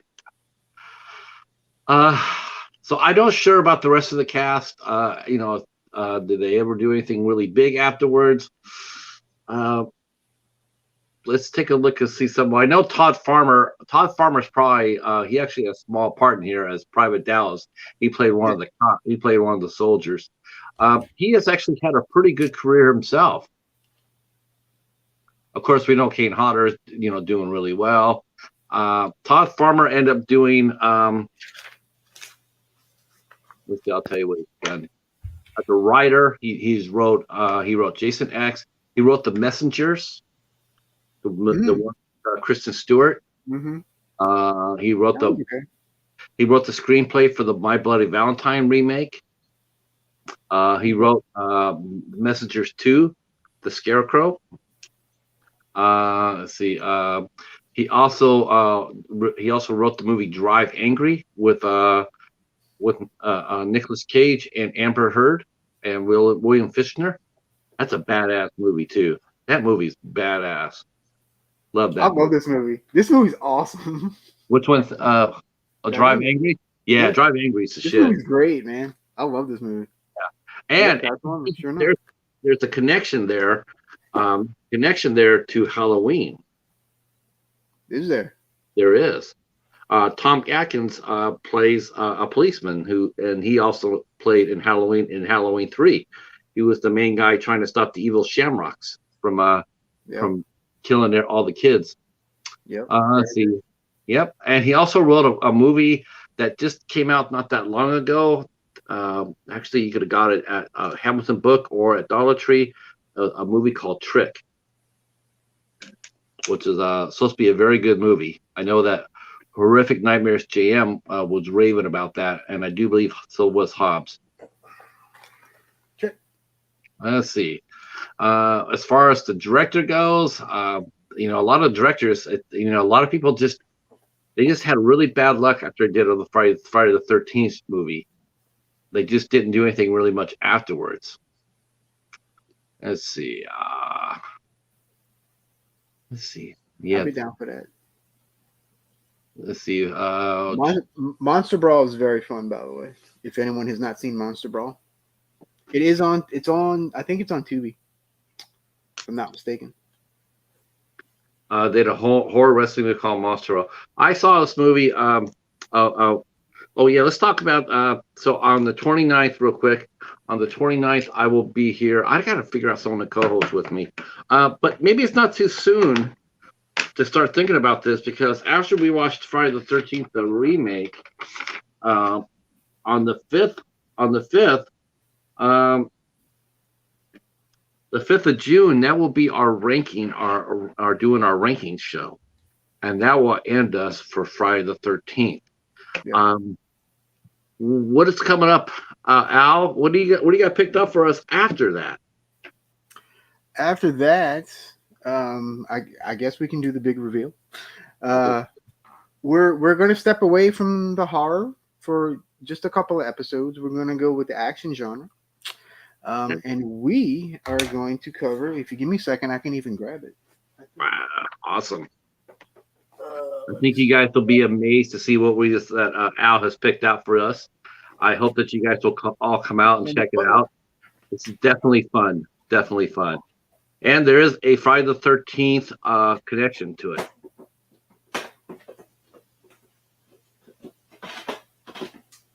I can get it, I promise.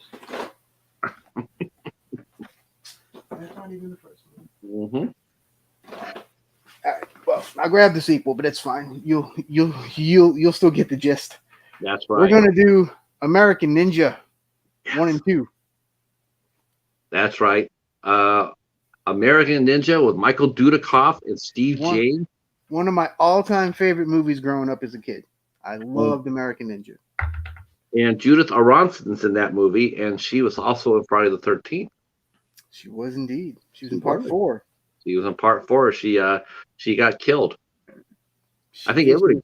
Yeah, she was not a final girl. No, she was not. She got killed in the raft. That's right. The one where she was laying on top, and they had to come up there and kill her from the. Yeah, that was an interesting kill, wasn't it? Yeah, it was. It was kind of a cool effect too. So that's what we're going to go with. We're going to go with American Ninja and American Ninja 2. And after that, we don't know. We might have you guys start dropping some comments down below, and maybe I'm thinking starting next week on your channel, Al. People should drop some comments and see what they want us to cover after that.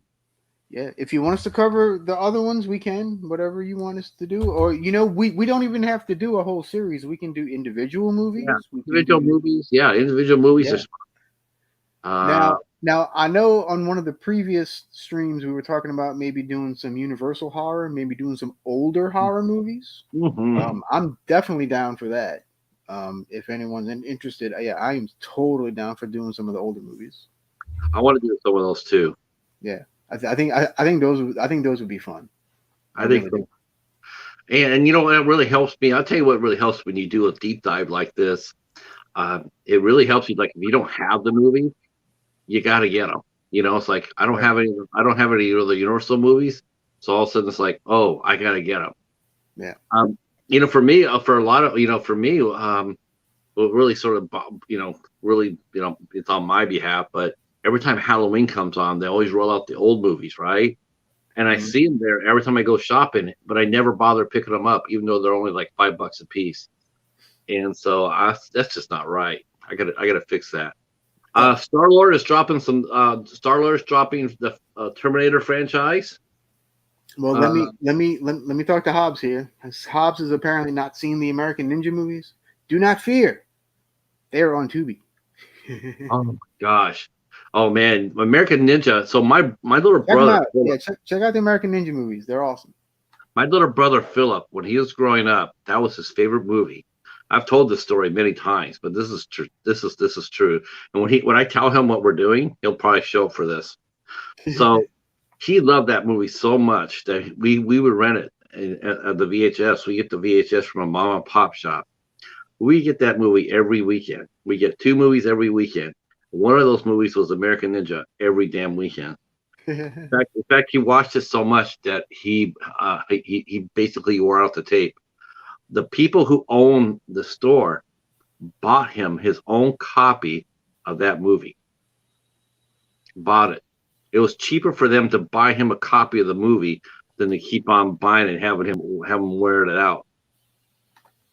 And I'm sorry, it's not on Tubi. It's on Pluto TV, which is also free. How about wrestling related or documentary movies? You would co-host. John, get a hold of me after on Instagram. Get a hold of me on Instagram. Have Cheetah Will View. I might have something coming down your way in a couple of weeks if you want to do that. I might let you come. Let me know what your schedule's like. If you're available during the afternoon, Eastern time, I might have something for you. Let's see. Mr. Flixter's next covering. Yes, Mr. Flixter covered Batman 1943. Absolutely. Ooh, nice. Yes, I did. I found that movie. I found my copy at the library. That's an amazing movie. Let's see. So he's covering the Batman 66. Yes. Are you going to do the two cartoons, or the two Batman 66 cartoons related to it? Yeah, that would be awesome. Echoes, Pluto TV, another cool spot. Yep. Out even better. I have that too. Okay, he's got a note. Yep. Nice. Oh, Yeah, yep. I'm a big Roku fan. So yeah, yeah, love Roku. Yeah, I might have something up your. I might have something up your sleeve, John. See if you want to ride with me on that. That's a programming note. I'm interviewing a film director, documentary film director named Joe O'Connell on the 27th. Nice. And you ever heard of the Rondo Awards? Yeah. So they were named after an actor named Rondo Hatton, Right. who was he had a pit tumor condition called acromegaly, and that what it does it causes your body to grow and expand and shrink. And so he was terribly deformed, and he went on to star as the Creeper and for many movies. And he passed away in 1946. And the art director on the Texas Chainsaw Massacre, the original one, well, he came rather obsessed with him. So he was going around trying to find out anything he could about Rondo Hatton. And sure, Facebook is fine. Yeah, no problem. Patrick Michael. So this author, the set director, Robert Burns. Robert Burns, who did the set design and art direction on Texas Chainsaw Massacre. Well, he went around trying to research this Rondo's history. That was his obsession. And so this guy, Joel O'Connell, he went ahead and he made a documentary about this when Bob met Bob and Rondo, or Rondo and Bob. So he's coming over to my channel on the 27th of May. Oh, that's awesome. Yeah, that's cool. I'm really excited about talking to him. And that just came out of nowhere. I was like, okay, yeah, I'll do that. So, hell yeah. Yeah. Yep. So we're gonna go ahead and talk to Joe O'Connell. Yeah, I'm looking forward to that. I probably should do more documentaries. Let's see. Star-Lord's mentioning if you like the Fist of Legend, watch Twin Warriors. Is that the Jackie Chan one? I think that's Jackie Chan.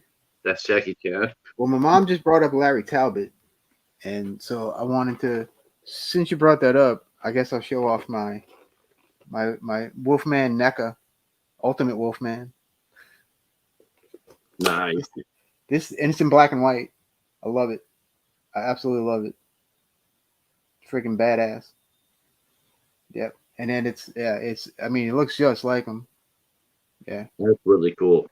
Very, very cool. One of my favorite things that I bought recently. I see. I've never heard of Twin Warriors. See if I can find a little information about that. Let's see, Twin Warriors. I'm looking it up right now. Oh, let's see. Is it also known as Tai Chi Master? Yeah, it seems like it. Because that's what I'm pulling up. Yeah. Of course, look at the director, Young Wu Ping, right? And Yep. Wu Ping. Yep. Yep.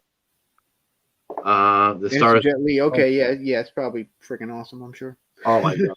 Yeah, we should do that. Jet Li, Michelle Yao. She's amazing. Golden Harvest distributed. Yeah, I'm down with that. Very cool. Yeah, very cool. I caught your review, Al, of I know this is rather short for Friday the 13th, but hopefully you guys will stick with us a little bit. But I was going to talk to Al because I just got this myself. I saw your review for it and for Flowers. Yes. Yeah. Good review, man. Yeah. Good review. Really, really interesting movie. Yeah, really cool movie. I caught. Let's ask the chat this question too. When we do this, it's too bad Jamie wasn't here, right? I mean, Jamie Hart, where are you? Yeah. She probably got stuck on the stew train. So, all right. How many of you guys watched the movie by David Lynch called Eraserhead? How many people have seen Eraserhead? I have that somewhere too. Do you have Eraserhead too? Yeah, I do.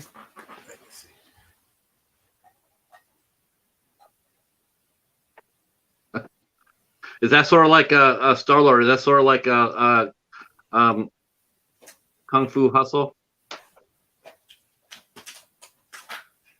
See, Sean seen Eraserhead. Yeah. Now that's actually one of my favorite Lynch movies. Oh, that's a good one. Yeah. That's a really good one. It is definitely not for everybody. No, definitely not. I've seen people go to a midnight showing, and obviously it was their first time to the rodeo, and about 20 minutes into the movie, they are bailing out. But I can see that. Am I wrong in this, or if I'm wrong in this, does the Flowers and Eraserhead, could they be cousins? Certain parts. Yeah, certain parts. Definitely the look and vibe of certain parts. Yeah, definitely. Yeah, that's what I got in the small sample size of Flowers. See, Star-Lord says yes, definitely on the same level. Yeah, I thought so too, Star-Lord. I saw the same thing. Anthony's mentioning Eraserhead. He loves it. It is really out there, and you're right. It is not for everyone. No, it isn't, and neither will Flowers. Flowers will not Oh be no, for it's everyone. definitely Flowers is definitely not for everybody. No, definitely not. No, It's kind of extremely dark. I kind of hesitate to say the word artsy, but it's more. I don't know. But artsy is kind of the word you would use. um, How about this? I mean, in a sense, I mean, you could actually. I mean, you could actually. There's any movie that you have that has shows a afterlife. You could um, you know, like Mr. Flicksher say, the Eraserhead is truly disturbing. Yes, and so is Flowers. This is actually my very first unearthed film. I've heard. I mean, I know that Rick from Underground Sub Rosa. I know he sells unearthed films, but mhm. this is my first one. Never got one before. Yeah, this is my first one. Welcome to the dark side.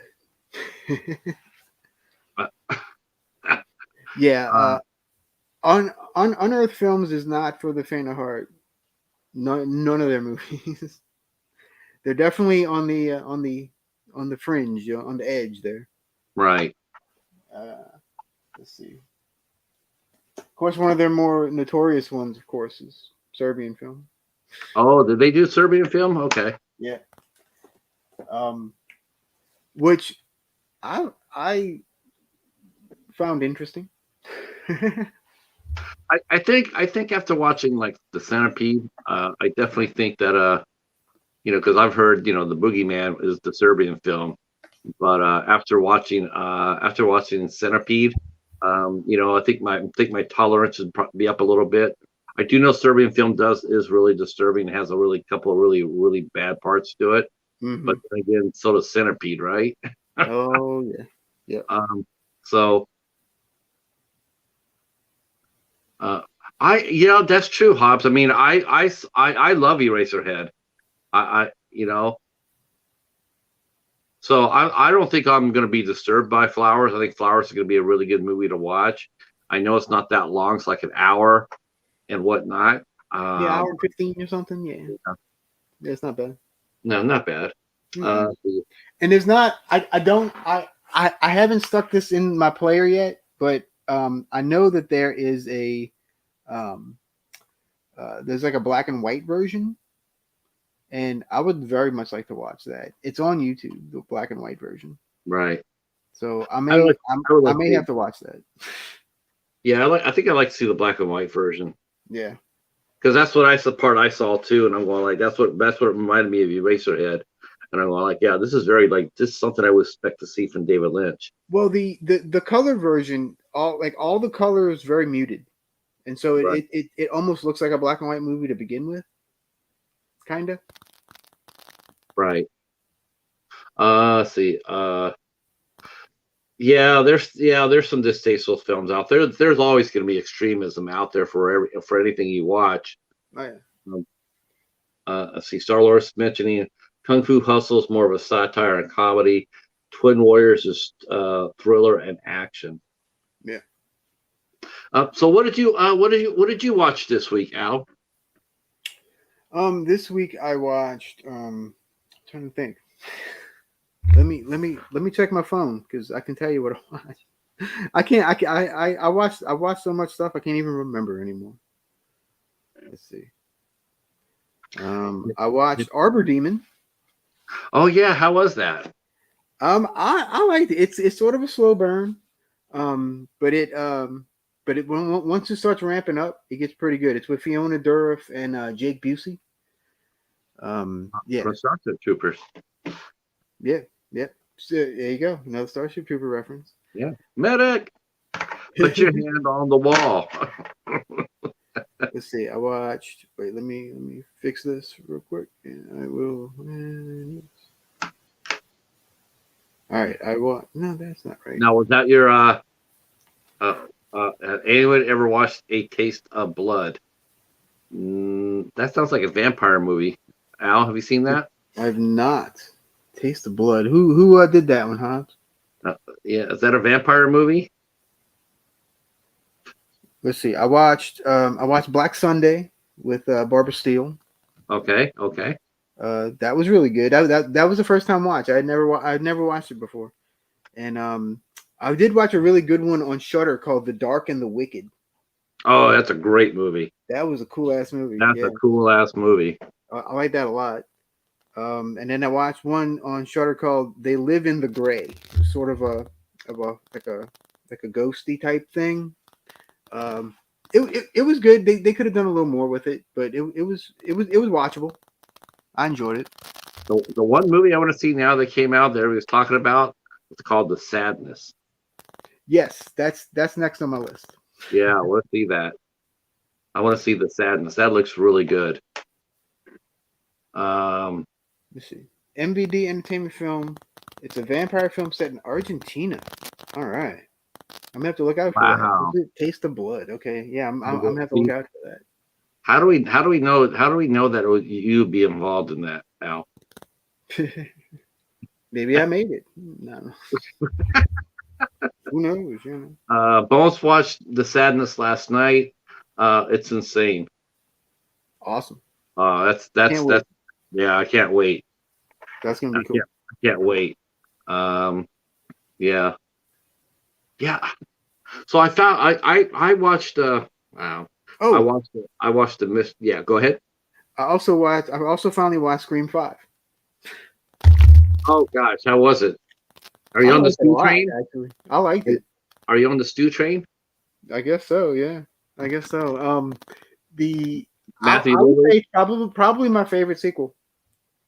I guess they're bringing back Hayden Panettiere. Yeah, that's stupid. That's stupid. I mean, 4 was pretty decent, but yeah, I don't care. You know what though? This is the only thing I will say. I mean, I don't really care about the character so much, but as the person acting, the actress, I'm glad to see her back. She's had a rough few years, so I mean, really happy to see that. You know, she's been really rugged for her. So I really do like the idea they're bringing her back. That means she must be in a better position, a better place for I mean, shit, we practically grew up. We watched that girl grow up practically. Yeah. She was on Remember the Titans when she was just a kid. She was like a little Kurt Russell kid, on a Disney movie. Mm-hmm. Watched her grow up. First thing I remember in was Heroes. Yeah, I saw her in Remember the Titans, and then Heroes, Nice. and yeah, Mr. Bone saying he loves Kirby. Uh, see, Yeah, let's see. I'm definitely gonna have to try to watch that this week for sure. Yeah, I see Star Wars watching sister new Star Here, Wars series. here, Uh, here's an idea. We could do Herschel Gordon Lewis. oh, I like to do some Stuart Gordon Oh, I love Stuart Gordon. Yeah, Stuart too. Gordon's good. Me too. I watched this week. I watched a movie called Josie with Sophie Turner and Dylan McDermott. Hmm. That's a trippy movie. That's a deep movie. I did not expect it to be anything like it was. The ending, man, the ending will leave you fucked up. Hmm. The ending will have you sitting there with like, you know, it's a type of movie that you want to watch with somebody, so you can bounce off the ideas and commentary on it. So it's one of those type of movies that you'll be talking about afterwards. Uh, let's see. Oh, we could do both. Uh, Both what? we could do Gordon Lewis, and we could do Stuart Gordon. Yeah, oh yeah, yeah, You yeah. know what? We could probably do that. We could probably do We one. can, it can be Gordon month. We can do two each. Yeah, we could do two each. Yeah, we could definitely do that. Uh, for sure. I'm about that. Um, see, Anthony's saying he's a big Godfather fan. He's watching The Offer and enjoying that. Yeah, I heard Matthew Good is tearing it up in that as Robert Evans.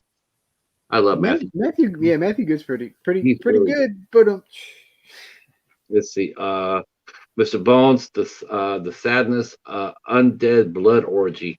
Yeah, I've heard that movie's insane. nice. I've heard that movie is absolutely insane. I have not had a chance to watch The Minus Man yet. It is on my list. I am gonna get to it. I promise. Oh, The Minus Man. Yeah, Yeah, the one with Owen Wilson. yeah. Yeah, he goes against total type. Total type. I Like, love I love when good actors do that because you're always like man, I didn't know they had that in them. oh, well, yeah. I remember the first time I saw Vince Vaughn do that, and it was a role reversal. He did. It was called what was it? Domestic violence or act a domestic act or something like that, and it was him and John Travolta. At Yeah, that yeah, time, yeah, John Travolta was playing the heavy, and yeah. Vince Vaughn was doing it's money, straight money. He's doing swingers and all that, and they switched the roles around, and Vince Vaughn played the heavy, and John Travolta played the good guy. Man, it was like, damn, Vince Vaughn can bring it. Yeah, yeah. Um, see, Anthony's gonna start covering the four Psycho movies. Would love to hear you guys cover that franchise. So, yeah, That would be interesting. I'd like to do that. That I would got. be, See, Mr. and Fisherman. we could even do the Base Motel TV movie. I got two of the seasons. I think there's 5 seasons in the Bates No, no, no. Hotel. There was a like before that, like I think it was even before or right after they did part four. They did like a TV pilot, like a hour and a half movie Okay. With Bud Cort, and yeah, it is available on DVD. Wow. I'm trying to think of let's see. Well, the ones with the one he did with oh, I got two. I want to see how many seasons it is. I need to see X too. X looks amazing. I want to see Hatching. Yeah, Hatching's another one that's on my list. Yeah, the Bates Motel series was freaking phenomenal. Love that show. They were Vera and Ready? Freddie Highmore. Oh my god, they were perfect. Absolutely perfect. Yeah, I got the first 2 seasons of that show. So I got the first two. I think it ran for 5. Four. So It ran for 4. it ran only for 4. Yep, Okay. only 4.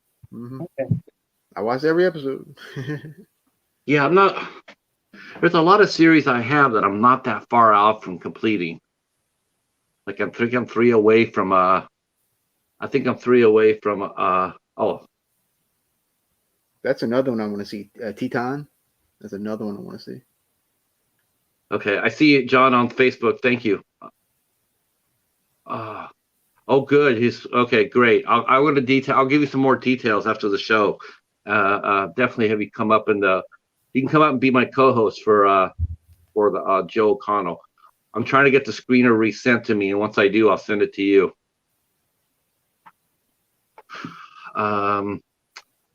Let's see. Yeah, Titan is wants to be too. Yeah, that's I definitely want to see that. I think it's streaming somewhere that I have.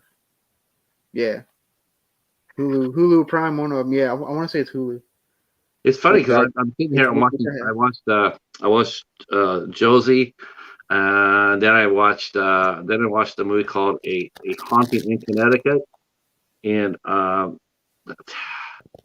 that's all right, but it's PG-13 and there's nothing but jump scares. So Yeah. I'm sort of slogging my way through it. But have you seen Haunting in Connecticut, Ghost of Georgia? No, it's not the What second the hell one. kind of name is that? What the hell kind of name is that? A Bloomhouse, I think. Connecticut in Georgia? Yeah, I think it's Lionsgate. And who mentioned about Lionsgate? Yeah, Lionsgate. You know, I'll give Lionsgate credit for one thing. They are churning out tons of content.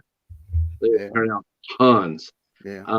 You know, if you're a physical media guy, you know, if you're a physical media person, you can't complain because they're always churning out movies. EFO, Saban Films, a lot of smaller distributors or production houses are making content for Lionsgate, and they're churning it out quite a bit. But that being said, it does seem like a lot of the quality is suffering a little bit. Yeah. T. Betty watched Saint Maud. Saint Maud was an amazing movie. I still need to watch it. I haven't watched it yet. Oh my gosh! Now that was an A24 film that actually lived up to its hype. Not that we got to see that though, because it didn't make it over here until like over a year after it's released. So that's a shame too, because I like Saint Maud very much. I thought it was a very sad movie, and we covered it last week here on the show. I have a playlist, so you guys can go over and check it out. Yep, it's on my playlist too. I had the ISC Knights come over and help me out with that show, and that was a lot of fun. We had Mary and Ben from Cadaver Club, Horror Miser Monty G. He was the A24 guy, and then we had American Werewolf in New Jersey. Saint Maud also won at the Chainsaw Awards. Oh, good! It should have won because that's a great movie. Yeah. Now, as far as religious horror goes, did I like it more than I like The Devil's Doorway? No, I didn't like it quite that much, but I really did like it quite a bit. I thought The Devil's Doorway was really good. I thought The Crucifixion was really good. But Saint Maud, it's not really a horror film. I think that's the reason why I didn't really think it as a horror film. It's a drama. It really is. It's mental health, and it's a drama. And I don't really. It has horror elements into it, but I wouldn't call it a horror film at all. I mean, oh gosh, no, Devil Candy's way above. Devil's Candy. Whew, Devil's Candy. Okay, since there's different genres. So I mean, Devil's Candy is outstanding. That's an outstanding movie. Holy shit, that's see that's how you know when a movie's really effective. How you can tell a movie's really effective is, and think about this when you meet your friends and whatnot. If you really listen to what they say, when you like Hobbs, I've known Hobbs now ever since I've been on the tube. I've known him for 2 years. I know the movies he likes, and I know his I know the movies You know, he watches he can watch just about watch anything. So when he comes up to me and he says, "The devil candy fucked me up," I just want to see it because any movie that will take a hardcore veteran of horror movies and mess with their head, that's a movie I want to see. Um, and because that's what really wanted me to get to see a Relic. Because Jason from Horrific Nightmares JM, Hmm. he told me that too. He says he watched Relic. And he says that movie really messed with me. He said it really messed with me bad. And I'm going like, well, that's a movie I want to see. Right? I want to see that. Uh, and that's a beautiful thing, Hobbs. See, I'm like that with the Devil song, a dark song. I can't shake that movie. I can't shake it. It's so good. So, yeah, I have a feeling Flowers is going to be like that for me. Has that stayed with you for a little bit, Al, since you watched it? Have you come back and thought about it a little bit? Yeah, every once in a while, I'll think about one of the characters and I'll be like, oh yeah, that's and like something will click like later, like after No. thinking about it. How about you guys in the chat? Let's ask these guys in the chat. Let's because I want to know what movie. What movie? And it doesn't have to be a horror movie. It does not have to be a horror movie. But what movie or two really stick with you? What I can movie tell really you, stick with you? I can tell you the one that I'll never watch again because it disturbed me so much. Serbian film. Nope, Centipede. nope, nope. It's a God, I mean, what country is it? Wait, let me look what country it is. I don't even remember what country it is because it's definitely not American. Yeah, Dark Song really works on me, Hobbs. Really does. Okay, it's a Spanish movie. It's Okay. called In a Glass Cage. Is the movie that really got me. Is that sort of like Boxing Helena? No, this is about a guy in an iron lung, and it's yeah, it's Hmm. truly disturbed the hell out of me. I don't think I could ever watch it again. T. Betty mentioned Seven. Hobbs says he's got Flowers and Flowers too. Wow, you got Flowers too? I only got Flowers one. Yeah, he sent Flowers 2 to some people. I only got the first one as well. Wow. I guess we didn't rate for two. I guess yeah, I guess so. See, Mr. Flickster. When I was a kid, I lived in California by the ocean. Yes, John yeah, scared the hell out of me. Yep. yep, yep, yep. See, in the Electric Mist I've heard of that. is that the detective movie? Yeah, with Tommy Lee Jones. Yeah, he played Yeah. Dave Robichaud.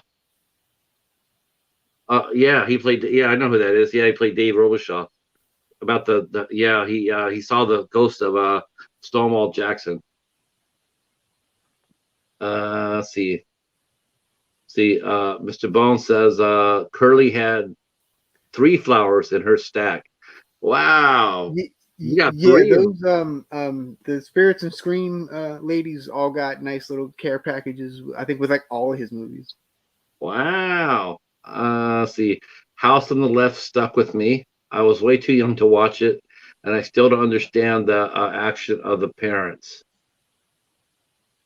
Isn't that the one where they got revenge on the killers? Mm-hmm. No, I know the remake. I know the remake. People said the remake was absolutely phenomenal. I never even bothered with the remake because I like the original so much. Not sure if Flowers 2 is the sequel. I have no idea, which is why I asked. I don't know. It could be just I guess. I don't know. it. I haven't seen it. He didn't send it to me, so I don't know.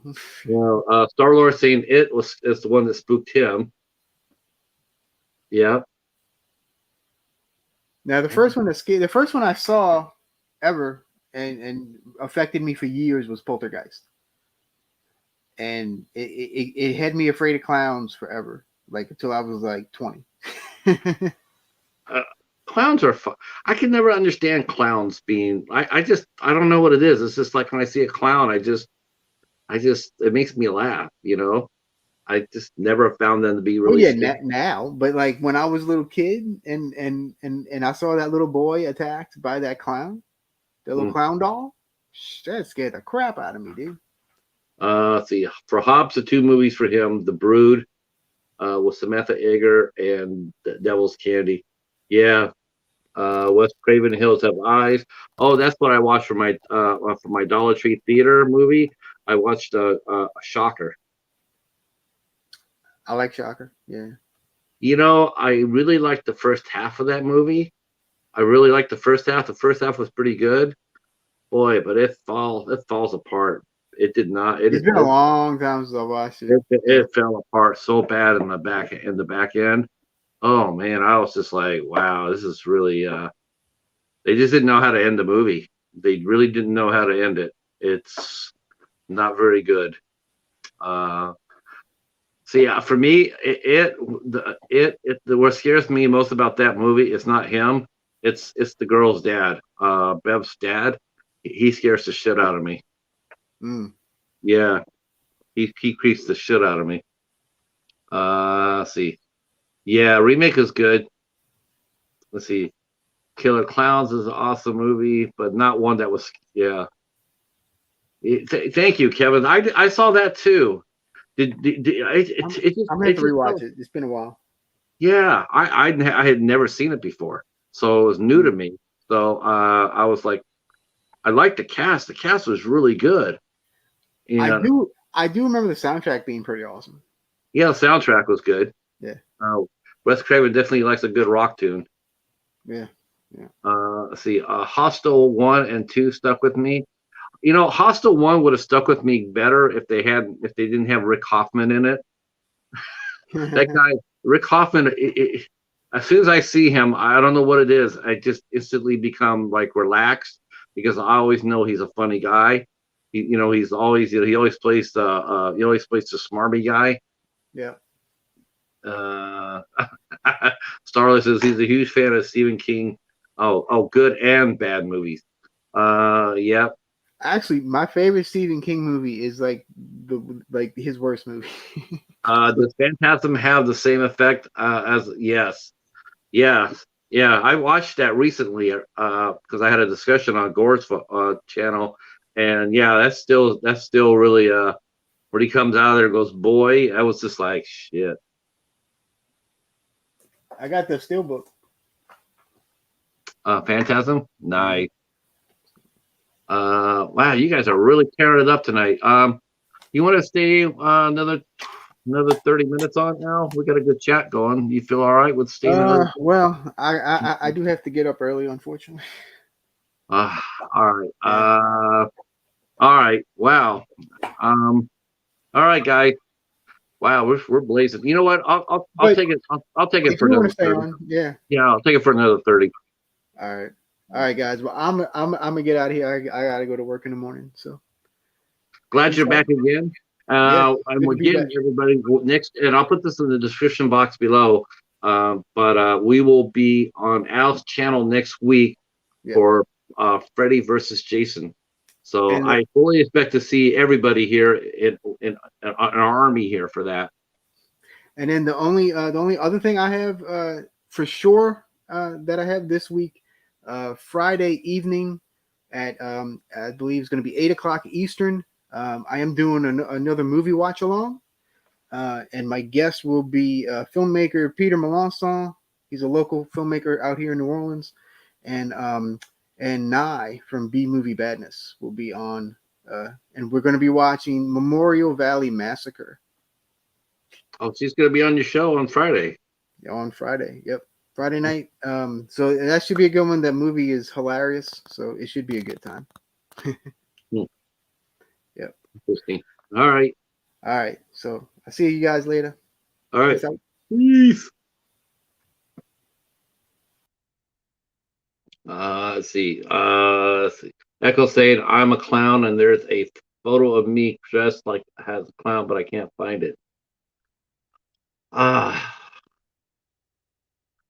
yeah, that's gonna be you know, it's funny. I put up my three movies for for Dollar Tree Theater. Dollar Tree Theater is popping too. We're gonna give credit where credit's due.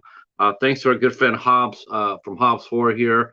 Dollar Tree Theater has just taken over. I see more and more people are doing it.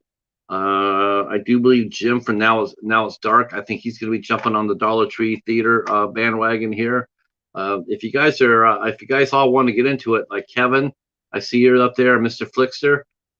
If you want to, and John Horton there, if you want to jump in on Dollar Tree Theater, man, they're a lot of fun, and and definitely brings a lot of traffic for sure.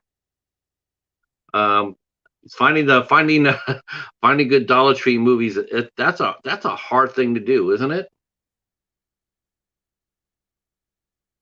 Yeah, I agree. I put out three movies to vote on, and I thought, okay, this is. I mean, I had a feeling what was going to be. I thought I knew the movie that was going to be picked, so I put out a comedy. I put out a bet's a bet, so I put out a little comedy because it got to be a little diverse, right? And then I did. I don't really sure if this is like a mystery or what, but I put out Everfall. I said, because the front's pretty cool looking, and the back has a really wicked looking tree. I like the back cover of that movie. Where is it? I really like the back cover. And then I picked the movie that I really did think everybody was going to vote for, and I really thought for sure people would be all over it. So I picked up Arkansas, Sharkansas's Women's Prison with Tracy Lords. I said, okay, that's the movie that they're going to have me and the Cheetah watch because they know how much I love bad shark movies. You guys have not picked that. You guys have not picked the bad shark movie. Let's see, Echo, me as a clown and Mia as an Easter bunny. That's well. Hopefully, I'm able to find it.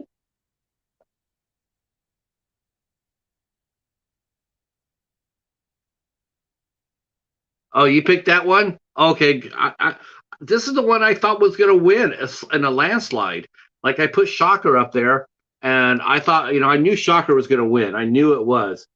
And so it ran away with everything. So I actually thought this was going to be the one that everybody's going to, I thought everybody would take this and run with it, it being a Screen Factory and on top of that.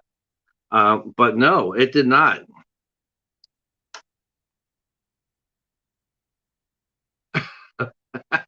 Yeah, I don't blame you there. Maybe switch over to more Panther movies, Echo.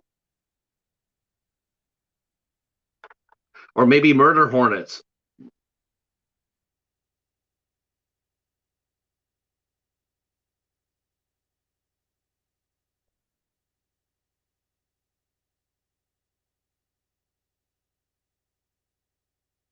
That could be it. That could be it. Uh, well, I don't want to overstep this. All right, guys. I'm gonna do my calendar real quick, and then I'll let you guys go. It's been a long weekend for everybody here in the community. I know that for sure. I know we're all gonna be working and whatnot. I'm gonna do the calendar real quick, and then I'll let you guys go. Thank you guys all for staying. I think that's really great. So on Tuesday we have Mr. Dan and Horror will be with us.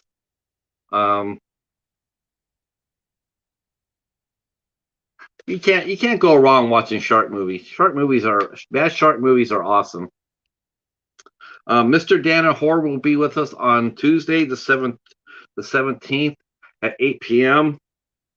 Wednesday at 1:30 p.m. 1:30 p.m. I'll be interviewing Jamie and Crystal. There are a couple of ladies. These are I call them spiritual sisters. They do a couple of shows a week, a couple of live shows. Oh yeah, please come anytime you want. Yes, by all means. Hopefully we'll see you next Sunday for Freddy versus Jason. and hopefully a few of my friends here will follow your channel. That'll be really cool. You got great content. So we're going to be interviewing Jamie and Crystal at 1:30 on Wednesday. And then on the 19th, Thursday the 19th, our good friend David from David's Horror will be here. Yeah, I just got to get going too. I'm going to make this really quick. Yeah, so that's what's going to go on next week. So we're interviewing Dan and Horror, Mr. Dan and Horror on Tuesday, Jamie and Crystal on Wednesday at 1:30 p.m., and then David from David's Horror on Thursday at 8 p.m. Eastern Time. I want to thank you guys all for coming out and supporting us. I appreciate it. I will see some of you guys on Tuesday night. Everybody else, please be safe, and we will talk at you soon. Thanks again for coming, and we're out of here. Peace.